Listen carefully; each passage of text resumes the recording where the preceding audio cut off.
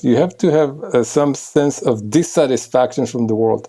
If you wake up and you're happy, and everything is great, then you probably are just going to go around your business and everything continues as is. But you have to have some sort of dissatisfaction. You have to see, on one hand, a problem where other people don't, but you also have to see an opportunity. So for me, building stuff is identifying some sort of change that is possible in the world, and then going about and articulating that vision, getting a team around it, building, in my case, technology around it. You could do that in art, you could do that in cooking, you could do that in writing, you could do that in many different ways. Welcome to 20-Minute Leaders. Just sit back, relax, and learn from the leaders of today. It's a journey. Each one is different, unique, inspiring. Let's get started. This episode is powered by J Ventures, a community-driven VC fund in Silicon Valley, in partnership with Lomitech, and sponsored by Homeward Ventures, Hippo Insurance, Upwest, Hillel at Stanford, Leap, and Birthright Excel.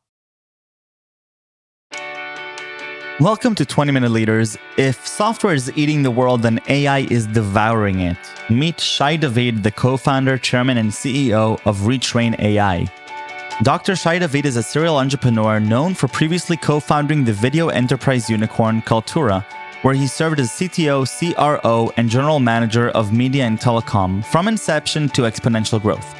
Prior to Kaltura, Shay was a co-founder in Destinator Technologies, a leader in mobile GPS navigation software. Shay founded Retrain.AI to address what he finds as one of the biggest challenges of the workforce today, the skills gap. Shay and his team created a platform that analyzes jobs, occupations, and skills and recommends personalized training pathways to bridge the skills gap. Shay David, welcome to 20-Minute Leaders. How are you? I'm fantastic. Calling in from London today. Michael, good to be here. So good to have you. I'm just going to enjoy sitting back in these 20 minutes and picking your brain over your incredible journey and the incredible things that you're doing today as co-founder, CEO, and chairman of Retrain.AI. But your background is just incredible, from being previously co-founder and director of Kaltura, and congratulations on the public offering. Fellow at Yale Law School, a PhD in information systems from Cornell, Masters of Arts in New York University. So many incredible things that you've done that we can spend now 2 hours with my questions, but I know your time is so valuable. So I'd love to focus on Retrain.AI and understand how throughout all of your experience, you've sort of converged on your own convictions of what's happening in today's world, the role of AI with jobs and occupations, and how you're building Retrain.AI to change the landscape.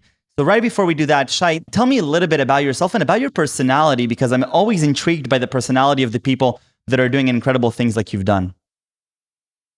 Fantastic. So again, great to be here, Michael, and happy to chat about any of these things. My background was always kind of on the verge between scholarship and entrepreneurship. I've built and have built a few big companies. Last big project was Kaltura, which just went public a few weeks ago. So that was an exciting journey, kind of started in my living room, and together with three amazing co-founders, Ron, Michal, and Eran, we built a big company. And anybody interested could go look at KLTR on the Nasdaq. But we built that business from the ground up to incredible, over 1,000 customers and hundreds of millions of dollars in sales. So pretty exciting. In terms of personality, I'm a builder. I like to build stuff. So Kaltura was the last big thing. Before that, Ron and I built another company called the Destinator, which was a GPS navigation company. Before that, a couple of other startups. And now my new baby is Retrain, together with two other co-founders, Avi and Isabel.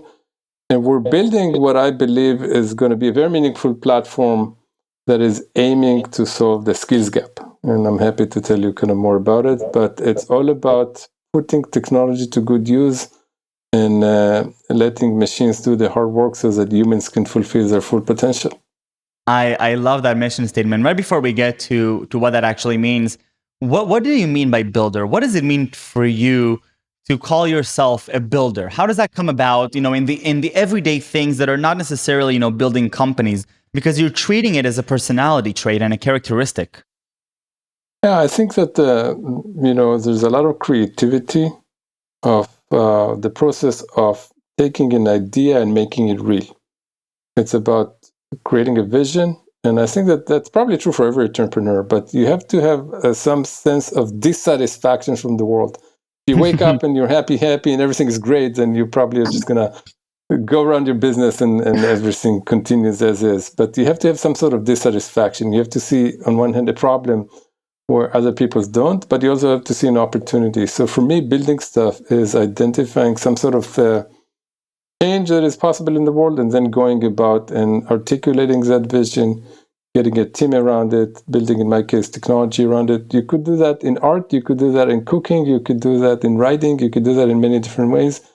The way that I've been expressing the capacity to build is building technology, and particularly software systems, in the last 2 decades. A brief history of the way that AI is shaping the way we think about jobs and people's roles, because I think that your perspective on this is going to be critical to our understanding of how you're thinking through the role of Retrain.AI as a part of this new society that we're building with us.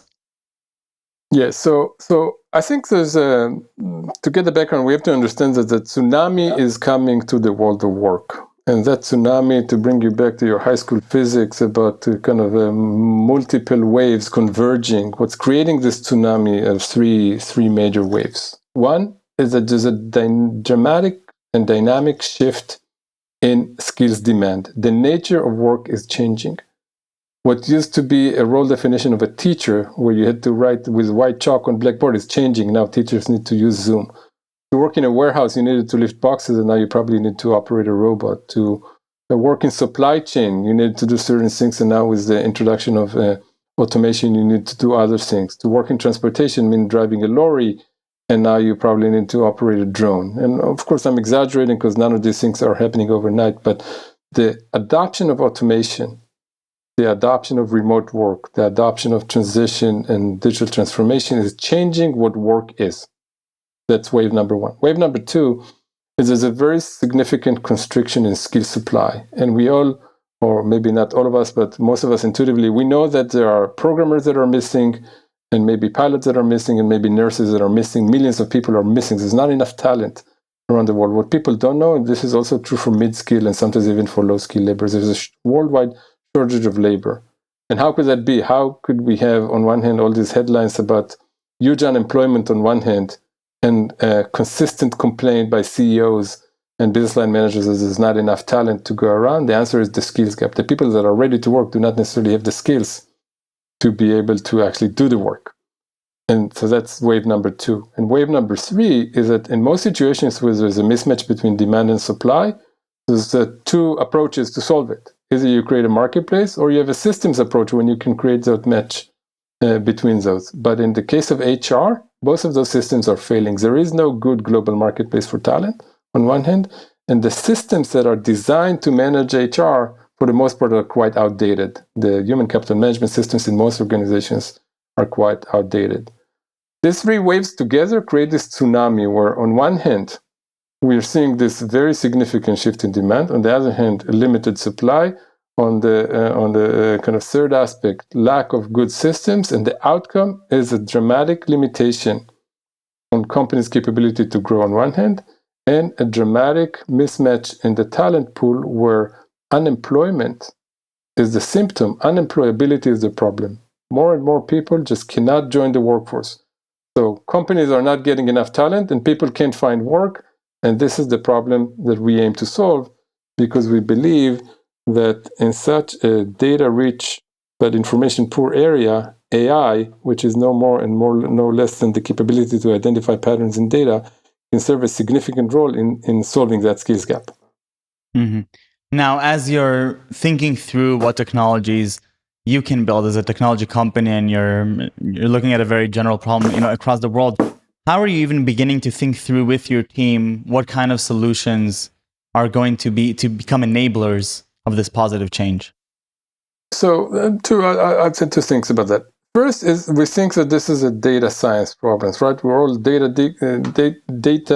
geeks and data queens, I would say.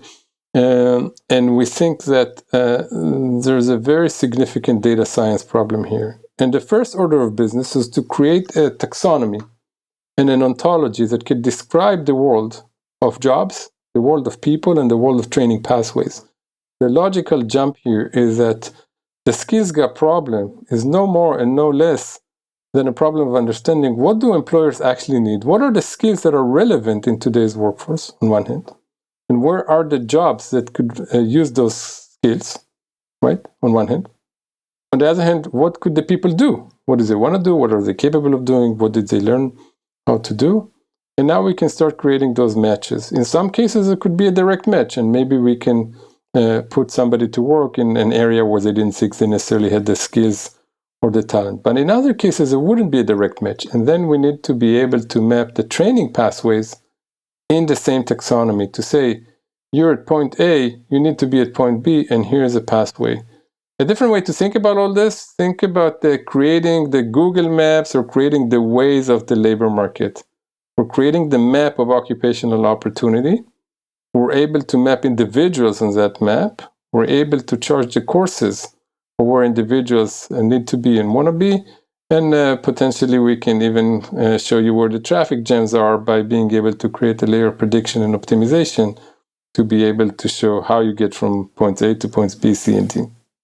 So are you effectively redefining, job titles and descriptions as we know them? Because from what I understood from you before, part of the mismatch is the fact that overgeneralized titles don't necessarily fit a specific person, but it could be that what the company actually needs are exactly what this person may have, but they may lack some other skills that would traditionally be defined within the role that this company is sort of looking for a lack of a better term for what they're looking for, right? That's exactly right. And there's a big trend in HR tech today, which we are part of. We didn't define that, but there's a move away from job title, job description into a skills framework, right? There's a second move from skills framework into career pathways. And one of the things that happens because of this tsunami I was describing earlier is that the changes that are required both on an individual and organizational level are so rapid that existing systems just can't keep up. So people historically have been hiring against job title. That no longer works when the job title becomes empty because it changes, right? I gave an example earlier of teachers and warehouse employees, but think about examples from pretty much every domain. The title might stay the same, but the actual content of that job is changing very rapidly. So we're helping organizations move into a skills framework. And a typical question that we ask as part of our sales process, for example, we would come to a CEO or a business line manager or a CHRO and ask him, listen, Michael, do you have a bank account? And you would say, of course I have a bank account. Why do you have a bank account? Because I have this resource, it's called money. And I'm attached to my money and I want to see it, I want to secure it, I want to visualize it, I want to make it grow. But you also have another type of resource. You have skills, right? And you have organizational skills or you have individual skills in the case of an individual. How do you manage your skills portfolio? Oh, I do that with sticky notes on the fridge in the cafeteria, or maybe I do that with Excel. Well, that doesn't cut it. If you're a large employer, you're a government organization, or if you're an individual that's looking to define your career pathway, managing your skills portfolio on sticky notes on the fridge is just not going to cut it. So think about our system as the parallel of that financial system to help you manage what is predominantly your most significant resource, which is your skills portfolio and kind of skills wallet. So you've already had vast experience in building large businesses, starting from the living room all the way to an IPO. As you're building this technology with this conviction of, okay, this is what the world actually needs. This is how a healthy job market should operate. What is sort of your thinking strategy? In 30,000 feet in the air in scaling this. How do we get this to be a marketplace where we have potentially most employers and most future employees leveraging this new definition of skill-based positions? So I think there are multiple avenues to market. I think on one hand, there's a government aspect here and working with organizations around the world whose job it is to get people into jobs. Every single country around the world has employment services, has a Department of Labor, has chambers of commerce, has professional associations. There are a lot of people that wake up in the morning and their job is to train the workforce of the future and to make sure that that workforce has the right skills and then to help them find a job. So on one hand, we have aspects of collaborating with government organizations and NGOs and other ecosystem partners whose job it is to basically train people and help them find jobs on one hand. But on the other hand, and I think that's probably an even bigger commercial opportunity, is to work with employers as they are changing, right? The objective is not only to help people that are out of the job market to get back into the job market, but to actually work with employers that are undergoing rapid transformation before they actually let go of the workforce. Think about a bank that is moving from physical branches into e-commerce and mobile banking, for example, right? They have a lot of people working in branches, and in contrast to kind of a capitalist pig metaphors that you might read in the papers, when we talk with business leaders, they do not have an aspiration to just fire everybody and start fresh. Right. It's true in the headlines in the paper. That's not the reality. The reality is that most leaders, they understand that the most valuable asset that they have is the people. And they are very sorry for every person that they need to go. But sometimes they just don't know how to keep the talent. So we're working with, say, big banks or big retailers that are moving from physical stores to e-commerce. We're moving from people that are moving from, print publishing to digital publishing. All these industries that are being transformed, we want to work with the large employers. And when I think about scale, the goal that we set for the company is to help 10 million people find meaningful employments in the first 5 years. We've been working for about a year now, so we have 4 years left to achieve that mission, and we're kind of well underway. But we want to work with the world's largest employers to make a really big impact. And we've been contacted by organizations the world over that are saying to us, listen, we want to preserve our talent. We want to help our people upskill. We want to gain new skills for our employees and for our organizations as a whole. How do we do it? This is where the AI comes in. What we've developed is a system that understands any language. It understands English, it understands Hebrew, it understands Spanish, it understands Italian, it understands any language. And it could read job descriptions, it could read CVs, it could read LinkedIn profiles, it could read whatnot. It just understands the language, and we've trained the AI models on language from the labor market so that it can start creating those matches and starts helping the organizations understand what are their own needs, how does their own talent pool match against those needs, and how do they solve the skills gap by either being able to retrain internal talent or prioritize external hiring so that they could solve that skills gap organizationally. Shay, I love it so much. One of the things that I'm thinking about as you're talking about it, I'm thinking about how, sometimes we can be sort of in our own bubble, and we're seeing the tech ecosystem, and we're seeing the way that, jobs are, people get jobs here, and we almost forget that, the majority of the world, the vast majority of the world, it doesn't operate this way. And the world is changing, and job security is changing, and I just love it when entrepreneurs take technology, understand how different people interact and how the real world works outside of our own tech scene, and build technology that can scale to ridiculous amounts. And I'm so hopeful to reach that 10 million goal within 5 years. And that's personally where I gain my inspiration. And this is exactly why I'm doing this show. So really, thank you for these 20 minutes. I have a few more questions for you, Shay, and going back a little bit to your personality, which also intrigues me, and I want you to take me back to your childhood. You mentioned that you've always been a builder. You're always curious. Always a computer kid. What really sparked your curiosity? When it all started, even back in elementary, middle school. What really fascinated you? Yeah, I did part of my elementary school actually in the valley in Palo Alto, and I got exposed to those early days of computing. Originally, I didn't even the first personal computer that I had wasn't personal at all. It was a public TI-99 computer in Palo Alto's public library, where you would get 1 hour a week. So you had to write your code on paper, get your 1 hour, type it as fast as you can, hope that the program runs, and then your time was up. What inspired me then was this idea that it was the early days of computing and the capacity of machines to go get the hard work done for the people, so that the people could do the more interesting stuff.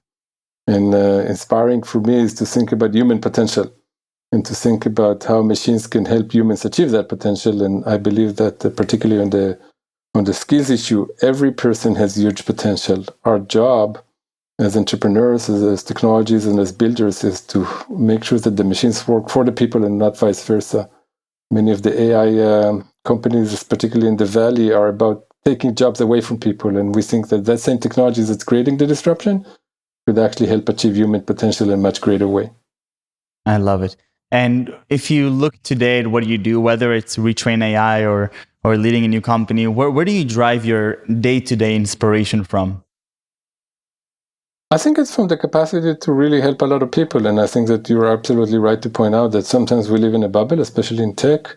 We all had a great year during COVID because tech businesses were doing great and stock portfolios were doing great. And all of us are ordering on takeout and working at home, and life is good. But for many of the other people, that wasn't the case, right? It was a very tough year, and many people lost their jobs, many people lost their lives. So what inspires me is the capacity to put technology to good use in the hands of a lot of people that might not otherwise benefit, and to make technology consumable by large enterprises and by individuals, and to make sure that the machines work for us and not vice versa. I love it. And if I were to ask any of your co-founders, either now or from Kaltura or before, what are a few words that represent Shay David? And I'll start with builder, but I want you to add a few more. Yeah, I would say that getting things done is probably one of them. But I think that aspirationally at the higher level, I would say mind, body, and spirit. It's all about the embodied experience. It's not just about building stuff, but it's about building things in the real world that solve real problems and that really cater to the human spirit. Shay, thank you very, very much. Toda rabba. This was inspiring, and this episode is a perfect example of why I love doing this show. So thank you very much for your time. I know how busy you are, and best of luck, and stay safe and stay healthy.